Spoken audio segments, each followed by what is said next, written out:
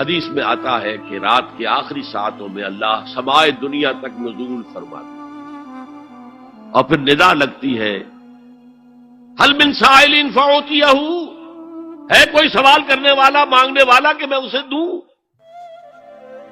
حل من مستغفر فاغفر لہ، ہے کوئی گناہوں کی معافی چاہنے والا کہ میں اسے معاف کر دوں؟ ہم انٹا غفیل سو رہے ہیں، ہم تو مائل بکرم ہیں، کوئی سائل ہی نہیں، راہ دکھلائیں کسے، رہنم منزل ہی نہیں، راہ کسے دکھائیں؟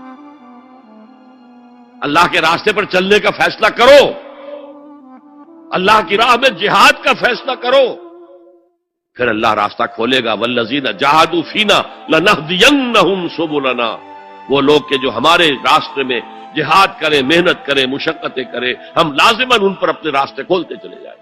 تو دعا، شرک فی الدعا، مانگو صرف اللہ سے، اللہ سے، اللہ سے، وہ چاہے کسی فرشتے کے ذریعے، چاہے کسی فوت شدہ ولی اللہ کی روح کے ذریعے سے، چاہے کسی کو بھی نہیں، براہ راست اپنے حکم سے، اس کی تو قدرت ہے، جو چاہے کرے، کن فیکون، وہ جیسے بھی ہو وہ آپ کی ضرورت پوری کرے گا۔ وہی ہے جو کہ مشکلات کو حل کرنے والا ہے، وہی ہے کہ رزق دینے والا ہے، وہی ہے جو مرض سے شفا دینے والا ہے۔ پکارو اسی کو، مانگو اسی سے۔ اے اللہ کے نبی، اللہ خوب واقف ہے کہ آپ بھی اور آپ کے ساتھ ایک جماعت بھی رات کو کھڑی رہتی ہے، 2/3 رات یا آدھی رات یا 1/3 رات۔ یہ سارا معاملہ جو ہے قیام اللیل کا، گویا کہ کم سے کم 1/3 رات پر اس کا اطلاق ہو سکے گا۔ اللہ کے رسول صلی اللہ علیہ وسلم نے فرمایا، روزہ اور قرآن بندے کے حق میں شفاعت کریں گے۔ روزہ یہ عرض کرے گا اللہ کی جناب میں، اے رب پروردگار، میں نے تیرے اس بندے کو دن کے دوران کھانے پینے سے اور اپنی شہوت کا تقاضا پورا کرنے سے روکے رکھا، تو میری شفاعت اس کے حق میں قبول فرما۔ قرآن کیا کہے گا؟ میں نے اسے رات کے وقت سونے سے، نیند سے روکے رکھا، تو اس کے حق میں میری شفاعت قبول فرما۔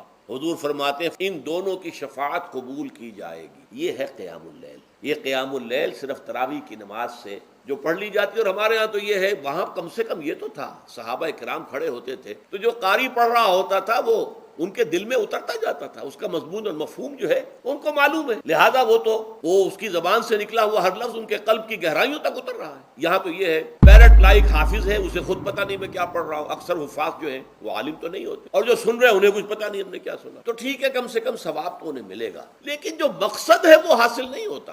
اس مقصد کے حصول کے لیے اول تو قیام اللیل کی کم سے کم مدت آدھی رات یا آدھی رات سے کچھ کم، یعنی 1/3 رات یا آدھی رات سے کچھ زائد 2/3 رات، یہ ہے قیام اللیل۔